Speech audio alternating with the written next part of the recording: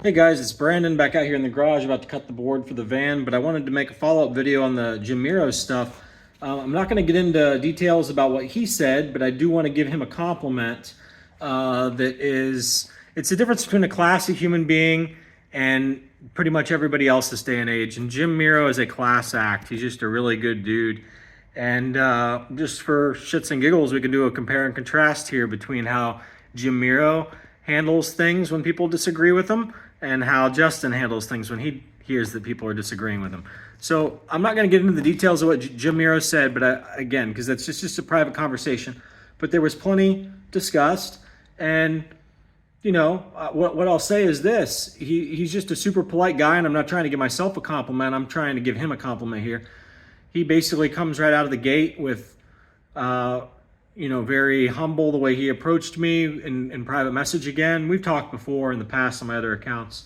This is the first time he's ever communicated directly with Vet Titans.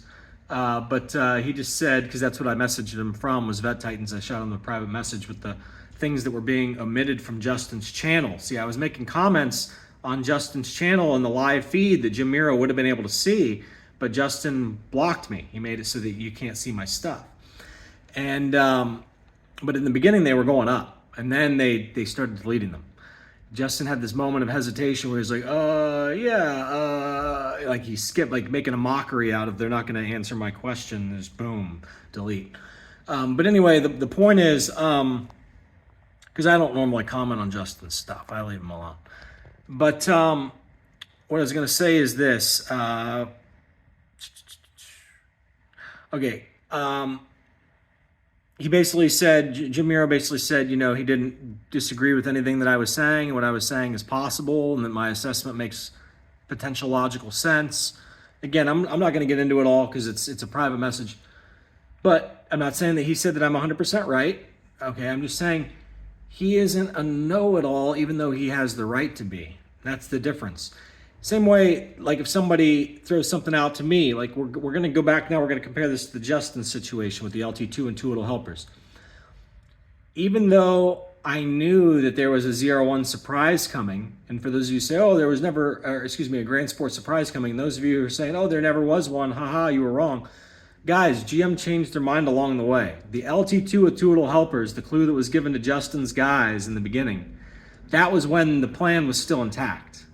That was saying this is going to be the Grand Sport. It was the very first clue they gave. And then everybody, like myself, started getting really hot on the trail saying, that's the body of the Grand Sport, 6.2 with two little helpers. And then what they're going to end up doing is they're going to pull the zr1 engine out of it at the very last second, or they're going to call it something else like the, 1064 SS, which is what they were going to do. But the LT2 with two little helpers, when Justin had that information, if he would have ran that past me and said, hey, Brandon, I disagree with you. Here's why. And then I would have reached out to him and we could have gone back and forth with the whole thing.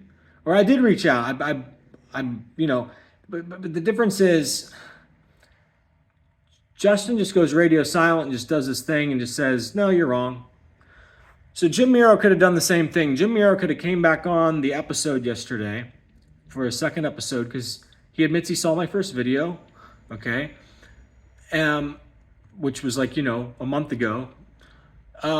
He could have came back out, guns blazing. Jim Mero could have been like, I'm Jim Mero, and I know what I'm talking about, and there's no ediff glitches, and there's none of this, and there's none of that, and there's no overly locked up ediff percentage at high speeds, and blah, blah, blah, blah, blah. He could have done that. And that's what Justin's attitude was in the very beginning when he and I had a difference of opinion. And we had a difference of opinion on why his C7ZR1 was running lean and blowing up spark plugs, okay? Justin still to this day believes that it had faulty spark plugs that just fucking grenade. He doesn't understand physics very well, that spark plugs don't just grenade. You have to have a lean condition in your, you have to have a misfire in your engine combustion chamber for the spark plug to just blow up, okay? You fell for a General Motors lie, Justin. It's just a faulty spark plug. It's been known to happen. Other spark plugs have blown up also. Yeah, it's because they run lean.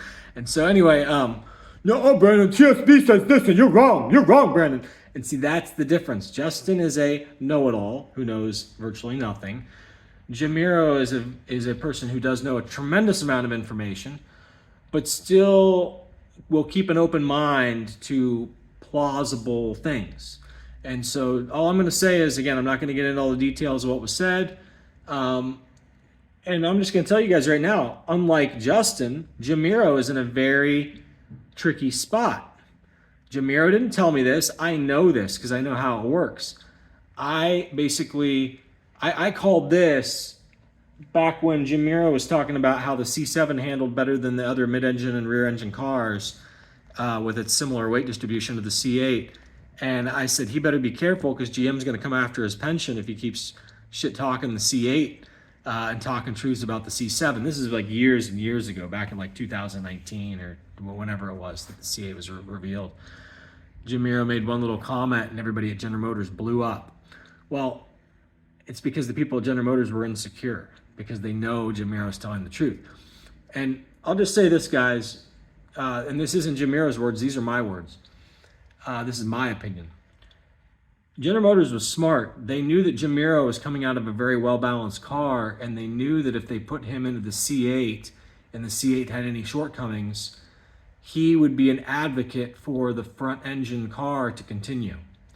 And General Motors didn't want the front engine car side by side with the C8 mid-engine because the front engine car outdoing the C8 in any metric or statistic would have hurt C8 sales, the mid-engine platform sales. And it would have led to this big rabbit hole of, well, why are you guys limiting, the ediff program? Why are you guys doing this? Why are you guys doing that? And it would have all led back to the truth of because the car spins, or because the brakes lock up and the car plows straight off the road because its weight distribution is bad and it handles like a snowmobile. Okay, it accelerates real fast, but it doesn't brake well because it's weighted wrong. So it's like a snowmobile. It takes off fast, but doesn't stop well. So Jim Mero was given an ultimatum by General Motors. That information was given to us by Jim. But why General Motors gave him that ultimatum, I'm telling you what my opinion is, okay? Jim Mero never said this. But Jim Mero was given an ultimatum by General Motors. You either run the zr1 ring times for the C7 or you work on the C8 project, but you can't do both. And so he said, fine, I'm off the C8 project. I'm going to run the C7 zr1, okay? So neither here nor there. The C7s are sub 7-minute cars at the ring. They pull throttle body when they start to heat up. And there's lots of things that can pull throttle body. It's not just the engine coolant or the engine oil temperature. There's lots of things that can pull throttle body. So things that I don't even think Jim Mero knows about. I don't think he realizes how fast that car can go at the ring. I don't think he really even gets it yet because anyway, neither here nor there. The C7 is a sub 7-minute car, guys, no question.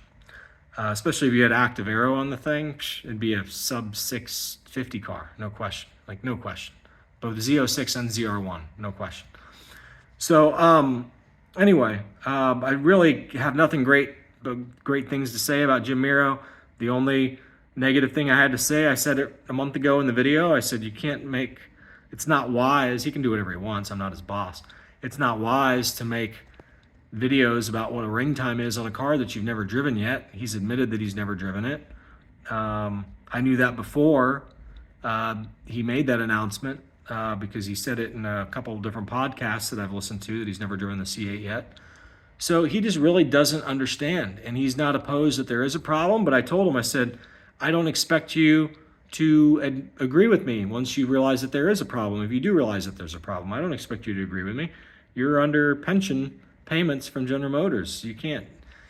Basically, and again, Jim Mero can do whatever he wants. I'm just simply trying to give the guy advice of it's not wise to start painting sunshine and rainbows about a car and then not be able to logically retract later why the car didn't run a 630 when you find out if the ediff program was the reason why it can't do it and the front tires overheat and blow.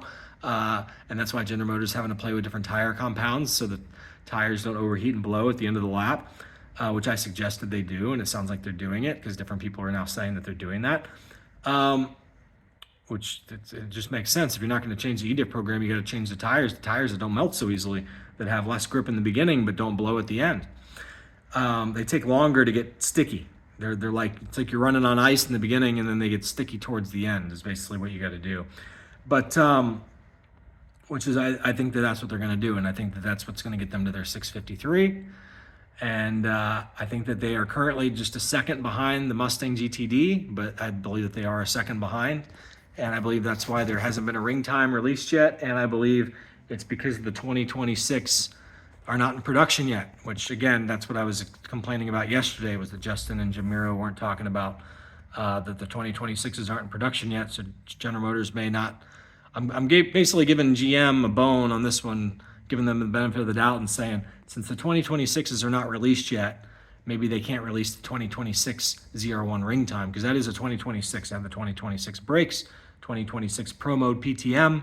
Okay, it's the 2026 ZR1 and zr1-x, and even z06. It's the 2026. So it has these different PTM modes. So anyway, just wanted to make that follow-up. Jim Mero is a class act. I appreciate him very much. I do nothing but talk great about him, about his work on the C6 and the C7s, which are fantastic cars.